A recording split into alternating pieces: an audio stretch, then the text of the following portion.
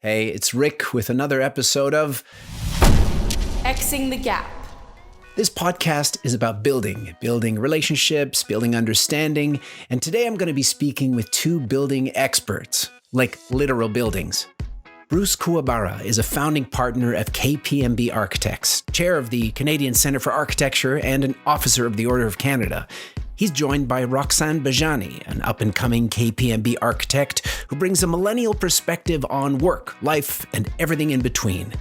Through the lens of architecture, which is what I studied in school, we talk about plurality in Canada, the concept of openness, the meaning of buildings, how hard it is to make great architecture, office towers that breathe, designing for mental health, mentoring from boomers, learning from GenZ, and thinking long-term. All that and the usual game show silliness. Welcome, friends. I hope you enjoy Xing the Gap. Bruce and Roxane, I'm glad you're here.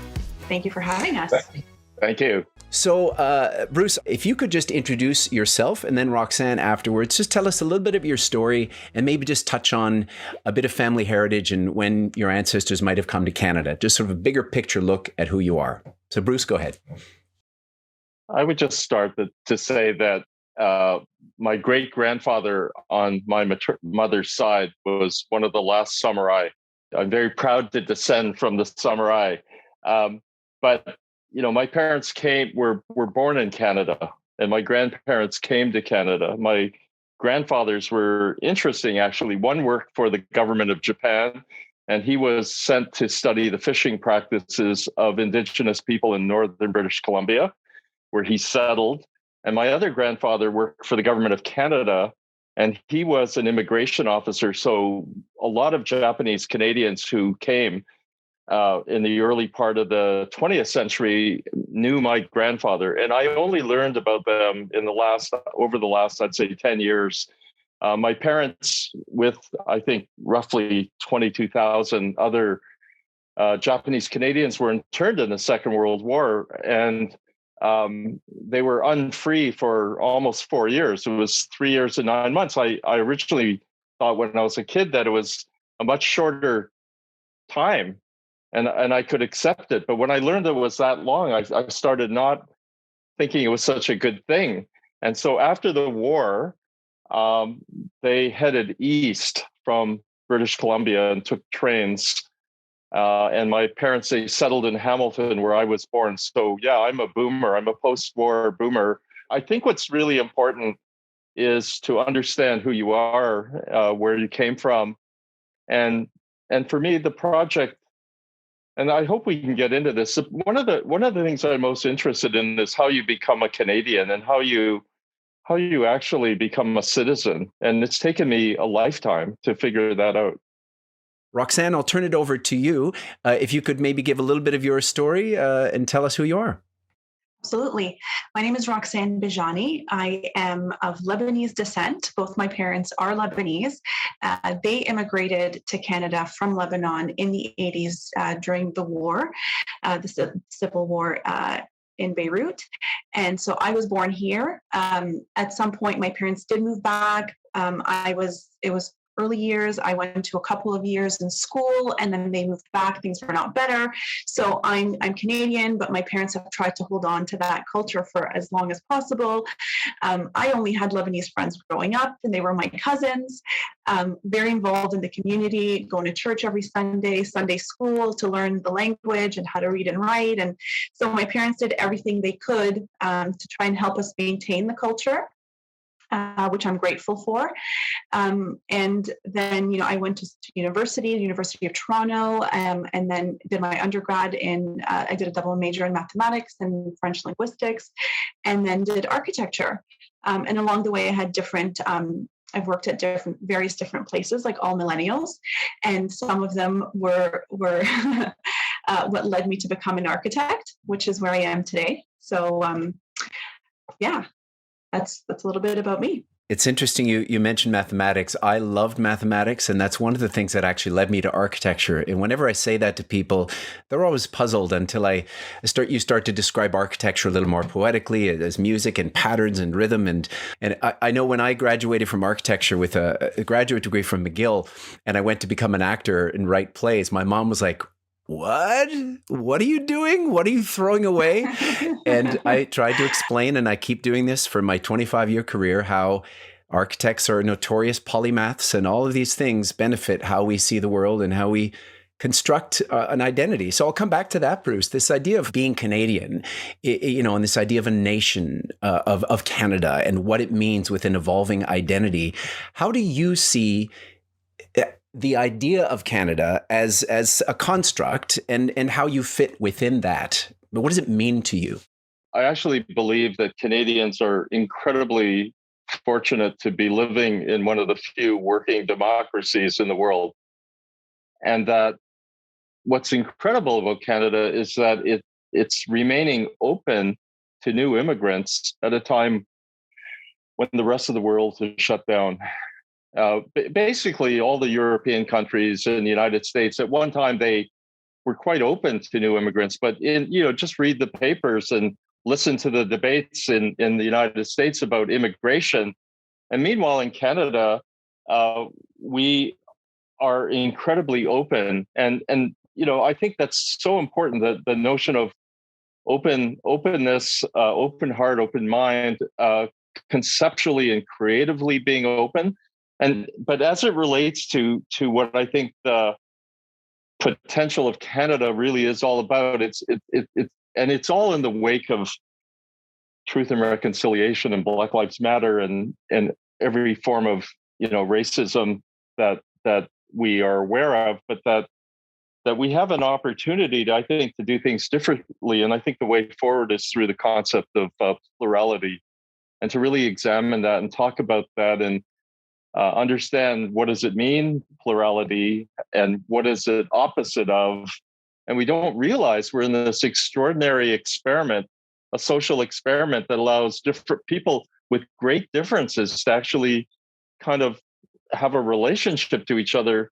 It's not perfect, but from my perspective, it's one of the few things that I see working, and it's constantly being argued. And it's also very fragile. It could go sideways in a nanosecond. So I don't know what Roxane thinks about that, but I mean, that's my sense of the country.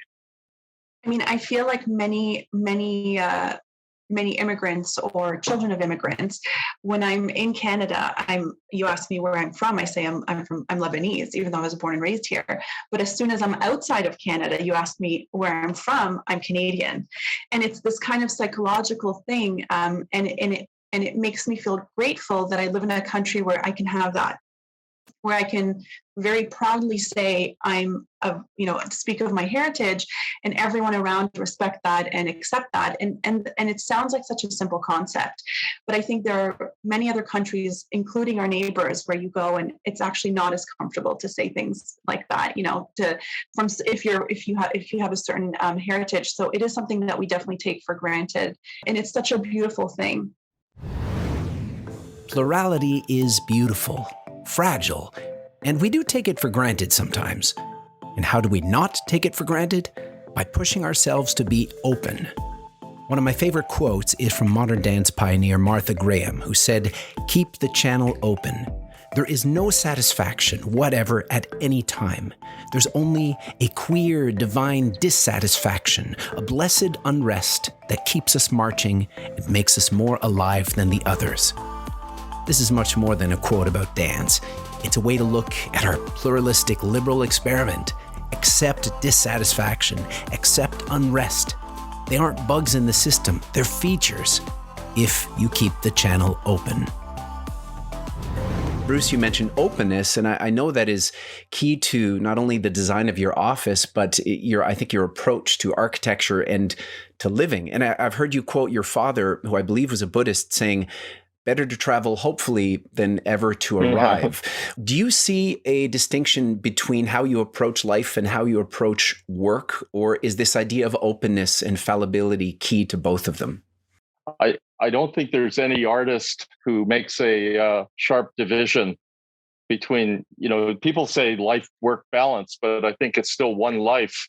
And I think that the really great artists and architects, musicians, dancers, actors, they live and breathe it. And it's just what it takes to really push the art form.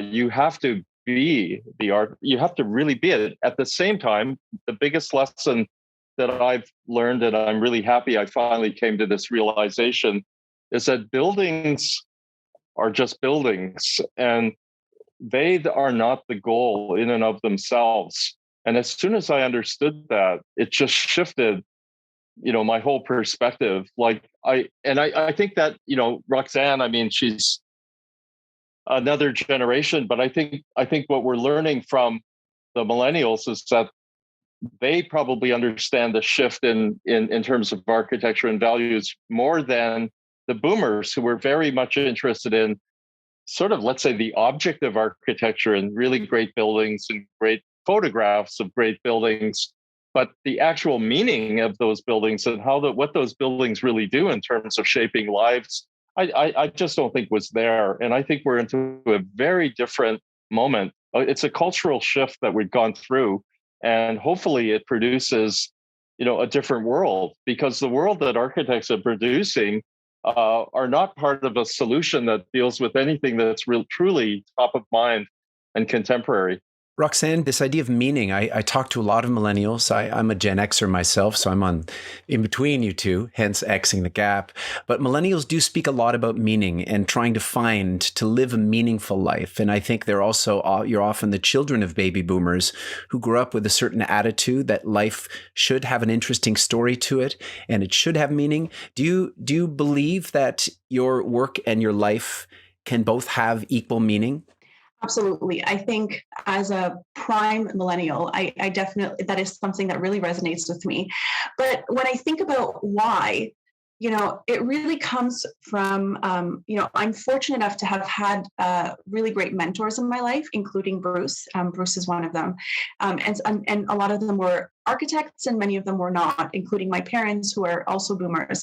And I find that mentorship is something that has come out of boomers, that why I search for meaning and why it's important for me comes from their stories. And a lot of them have had to kind of, fight for what they have one way or another, whether it's fight for where they live or fight for their position at work. And this kind of commitment or loyalty or drive to this one goal for boomers, maybe by the time they were of the age to be mentors, they looked at life a little bit differently and kind of talked about meaning in a different way. But I think it's really making the most of your life because, they come from a world where it's post-war. They really looked at life or reflected at life in a very different way than I would. And I've got the privilege to look at it the way that I do. And I don't have to worry about, where I live or what tomorrow's going to bring. And so by reflecting on their lives and the mentorship received from them, I think that's where that comes from. I don't think it just comes from, that's just how we are. And I think it's been taught to us and it's been handed down. Okay, I'm going to ask you to be a little critical of baby boomers now. On the other end, the, okay boomer sort of attitude, which came out a little while ago. What is something, not Bruce, because Bruce is an enlightened individual who has no flaws at all. What is something that you could say generationally that your generation sees things very differently and you could be a little bit critical without being personal? Mm-hmm. I would say some of the comments that I have received from boomers is pick something and stick to it and just become really good at it instead of being okay at a bunch of little things. And I've noticed, and I've got this advice from several people, and I've got it from employers. I get it from my parents. At some point, it's, by the time you're a certain age, you have to know what you want. You have to pick it and you have to focus on it. And that's your future. So I think that for us, we've all been kind of, we go to university, we don't know what we want to study, then we change careers and we pivot and we try different jobs and we're more open to that. And I don't think that's necessarily a bad thing, as much as it might be perceived that way, because when we finally get there, there is meaning to where we are and why we are where we are. In our field, I'm not sure whether young people realize how really difficult it is to make a great work of architecture. It's really difficult. I just had a filmmaker send me this text saying that of all the arts, he actually believed that architecture was the most difficult because of all the negotiations that you have to go through, especially for a large project, and just the level of technical knowledge that you have to have, and all the consultants. Like it's a team sport. There are a lot of people on teams. We have teams where there could be 50 plus people. And then you go into the construction, it gets really, really complicated. So when I see a great building, or if one of our buildings turns out really, really well, I'm totally amazed. It's so difficult to do great architecture in our time. You can make a lot of buildings, and this may become a more difficult discussion, but when does a building become architecture? And a lot of buildings are not. I don't think every single building is a work of architecture. A lot of them just don't have that many ideas in them. And meanwhile, there's some amazing things being built around the world today. So it's not like architecture is going downhill, but it's in the understanding of young people of what it takes, and just the amount of discipline. And this is where the Japanese part of me really comes in. Like, you really got to put in your 10,000 hours, to really kind of understand everything that goes into making something. I mean, that's our profession. I mean, we kind of owe it to ourselves and our clients and society to be really, really skillful. And many people are, but that would be my general comment about millennials. They just don't know how hard it can be and will be. It's not just easy. 10,000 hours. Malcolm Gladwell popularized this phrase, the 10,000 hour rule, in a 2008 book called Outliers, basically saying that it takes a lot of practice to get good at complex things.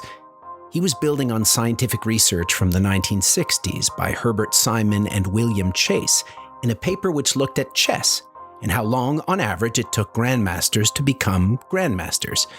Today, though, in the 2020s, a computer needs only a few hours of AI self-learning to kick a grandmaster's butt. And a computer could probably design a building in a couple of minutes. But can a computer practice architecture? No. At least not yet.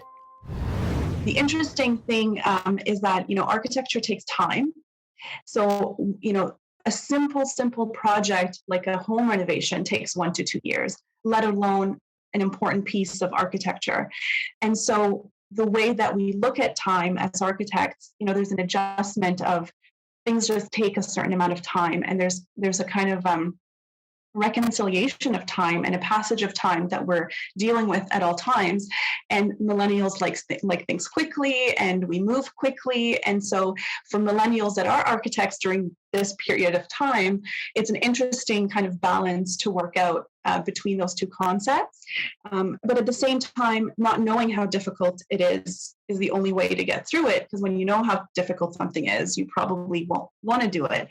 So it helps to not know that, and just but be ready to do it and want to do it.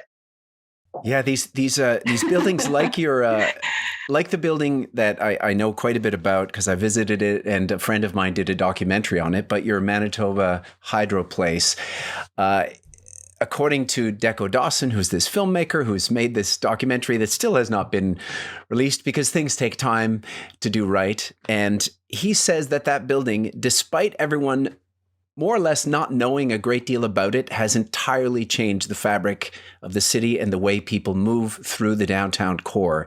And these days, when we're talking about ventilation with COVID, that's a building that more than any other building in Canada and maybe around the world breathes. It literally has lungs.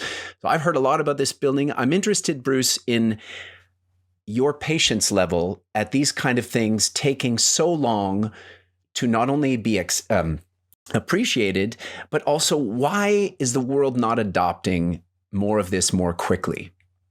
I mean, that's a good question because, I have conversations with Deco Dawson. He's the one who gave me the quote sent me the text about architecture being the most difficult of all the arts.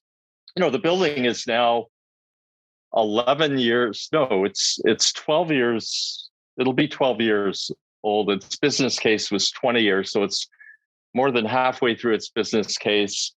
It is by far the healthiest building we've ever designed because it has what's called 100% natural ventilation 24/7, 365 days of the year.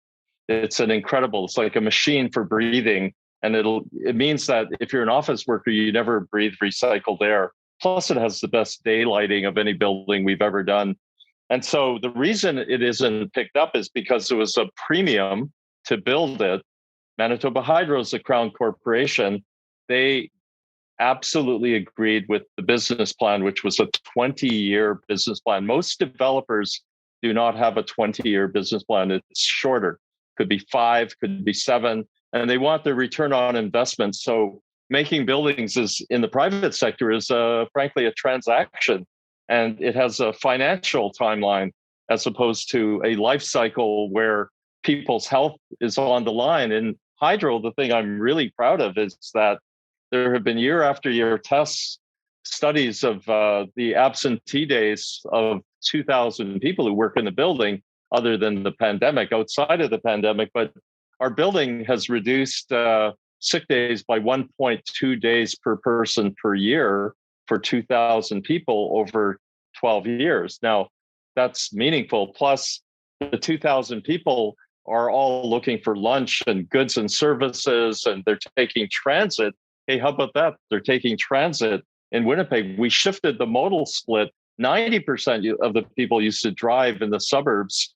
They had 12 suburban locations. Now 75% of the people take public transit to work. People have to see it. That's why Deco's film is so important. They have to see it and understand it. I don't think people who've even seen it understand it. So it's an issue of, maybe it's our problem. It's the problem of communication, that we just haven't let it out there enough. But it's such a perplexing question. By now, I thought there would be, I don't know, at least a dozen other buildings that were better than hydro in Canada.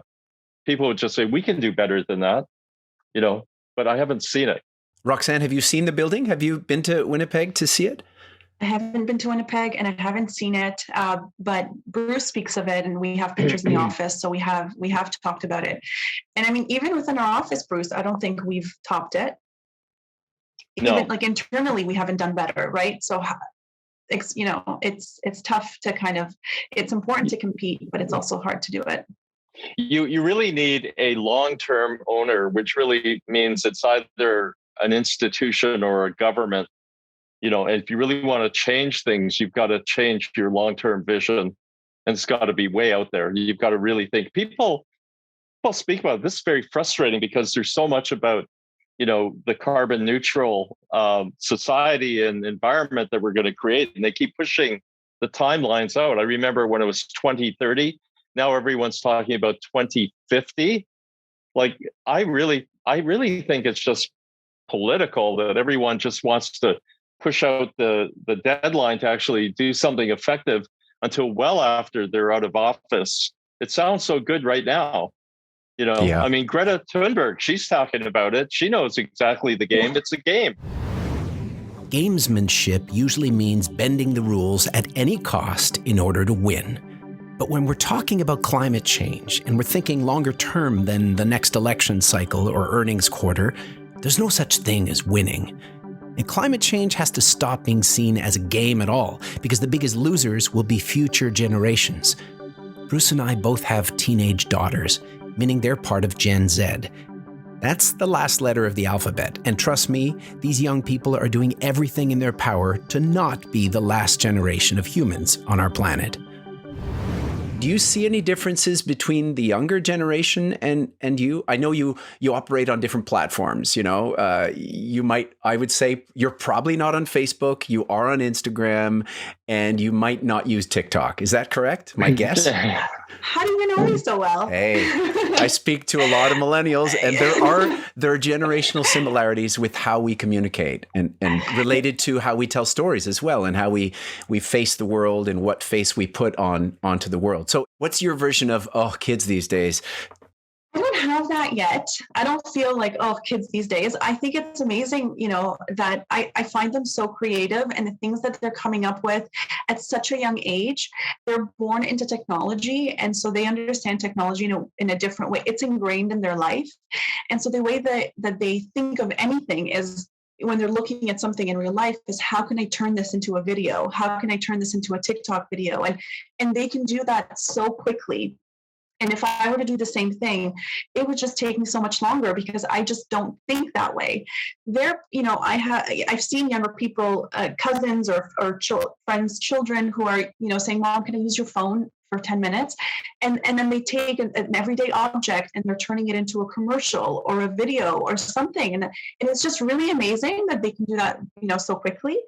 We have students that come into the office, and they're probably Gen Z, I'm not sure, but I haven't seen enough to kind of really be able to say. And I don't think they also know their spot in their work life yet to really kind of differentiate them. So. And Bruce, your two kids, what do you see in them that's different? I think what I see the most that I like is that they're very open to all kinds of information. And they seem to be very grounded. They seem to have very good values, and they both have a very strong social conscience. I'm delighted. I mean, they have way more of a social conscience than I ever had when I was a teenager, and so I don't know where it's going to lead, but I actually will take those values any day. I just see it in how they want to volunteer.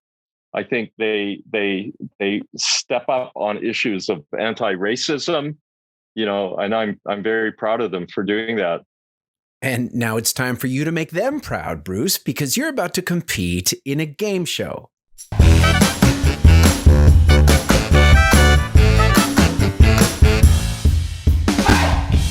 So are you ready for our little generation gap? Let's do it. Afraid so. Okay. Afraid so, he says with reluctance. Roxane, we're going to start with you first. A few musical questions. Famous baby boomer band, The Grateful. Bruce? Dead. Yep. The Grateful Dead. Okay. It's okay. Roxane, name the 4 Beatles. Joey. Johnny. Sorry, did you say Joey? No, you're naming the friends. Wait a minute. Okay. I don't know. Okay, Bruce, quickly, 4 Beatles. John, Paul, Ringo, and George. Yes, okay. Name close. Roxane. Joey was probably the furthest I've ever been. Well, it's close. Joey, that's okay. It made me laugh, and that's the point. Name a song from the Rolling Stones. Uh-oh. I can't. I don't know. I'm not even going to throw this bone to Bruce. I'm not going to give him a point for that, because that's just too easy. Okay, what about this? This is a little more straddling generations. Name a Madonna song. Vogue. Good. Okay, and can you do a little Vogue? Strike a pose? Okay, good. All right. Would you know how to dance the Charleston? Yes. Okay. Yeah, that's right. Would you know how to dance the Carlton? Yes, of course. Okay, do a bit of the Carlton for me. From Fresh Prince? Yeah. That one? Yeah. Yeah. Okay, that's good. Bruce, would you have known how to dance the Carlton? No. I should have given that one to you, because that way you would have suffered a bit. Finish this famous TV theme from the 60s and 70s. Just sit right back and you hear a tale. It's about a bunch of castaways on... Gilligan's Island. Okay, Bruce came in. There we go. Name a film by Alfred Hitchcock. Bruce? Nothing. Oh, there are lots. Psycho, Birds. Okay. Good. Rear All right. window. Bruce is feeling pretty cocky right now, which is good, which is a happy place for him to be. A couple more. Which famous film actor had a character called the Tramp? One of the most famous film clowns of all time. He wore a little bowler hat, had a mustache. Oh, yeah. I don't know the name, but I know the picture of the guy. I can. Okay. Charlie Chaplin. Yes, give you that Yes. point. Awesome. Way to go. And what does side A and side B mean? Left and right. No. Bruce? Two sides of a vinyl record. Or a cassette Oh tape. my Yeah. Oh my God. Okay. And finally, a Sony Walkman. I had one. Oh, I had what is one. it? Okay, good. What does it play? Cassettes. Cassettes. You had cassettes. There you go. Of course. Of course. Okay. Thank you so much, Roxane. Bruce, we're going to turn it over to you. Name a hip hop artist. Oh, Jay-Z, Drake. Oh, wow. Um, Okay. You must have young people Bruce in your is life. cool. That's right. This Bruce is is easy. cool. Bruce is cool. Name a song from the last 3 years. For anybody? Pop song. Yep. Like a song that might have been on hit radio. No. I like Bruno Mars. Wow. What's that song? Where he says Michelle Pfeiffer. That was Uptown Funk, and that was 2015. Uptown Funk, I so love- sorry, that was 6 years ago. That doesn't count. No. Okay. Name a song by Taylor Swift. Any song by Taylor. Shake It Up. Okay. Shake all It right. Up. Yeah. Wow. Yeah, very good. Wow, Roxane is very impressed with how cool you are. Rick, you got to step it up. Okay, what does I Free like- Britney mean? Britney Spears. Yeah, what about why are they saying Free Get her Britney? get her out of control of her father. Wow. Okay, I'll try here. Okay, finish these TV shows. Mighty Morphin. Rangers. There's a word missing. Oh, Dolphin Rangers. I don't know. Power Rangers. Power Rangers. Okay, that's good. We'll give that one to you, Roxane. Famous TV show, Teenage Mutant. Turtles. Ninja Turtles. Oh yeah, you always go for the last word first. Interesting, and then you come back. You came back and saved that one. It's like Name a Will Ferrell movie. Elf. God, wow. Okay, sorry. I'm trying here, Roxane. I'm trying to stump him. Name an Adam Sandler movie. There's so many of them. Jesus. Oh, I know. No, the good one was Uncut Gems. Wow, the serious one where he was serious. Did Well, you see it? Did you I see it? did. Yeah, Bruce Okay, went for you the wanna hear serious some- one. Okay, go ahead. No, but the thing that's amazing, that movie, which is fantastic, was made by Moshe Safdie's nephews, the Safdie brothers. Right. You want to see a great film? That's a great film. Oh my God, that's a good film. Listen to your elders, Roxane. Go see Yeah. Uncut Gems. So you don't see Adam Sandler being a man-child. You see him actually being a very, very talented actor. Okay, what's a website where you can go to watch people play video games? I don't know that. My son. Got to call my son. Okay, Roxane? Twitch. Twitch. Riverdale is a spicy update of which comic book? Archie. Yes, Roxane, good. Okay, and here's a Wow. bonus. What song did the Archies make famous in 1969? The number one song of 1969? A repeated word twice? Sugar, da, da, da, da, da, da, honey, honey. Sugar. Honey. Okay, 3 other questions. Name one of the Game of Thrones families. Ooh. Oh. Ligard. Lygard is not correct. Peter Nygard was someone who we don't Peter. we don't want to talk about Was him he a right now. character? No, he's someone who is being accused of sexual assault and famous clothing designer. But Lannister is maybe what you're thinking of. Lannisters. Okay. The Lannisters, that's right. Okay. 2 other questions. Name a character in Seinfeld. Kramer. Bruce beat you. Name a character from Friends. Joey. Joey, we got Joey. Chandler. I'll give you. Keep going. I'll give you more Ross. points. Yeah, keep going. Rachel. Yeah, Monica. boom. Phoebe. Gunther. Gunther. Oh my gosh, I don't even know who The Gunther coffee is. guy. Wow. The coffee okay. guy. The coffee guy.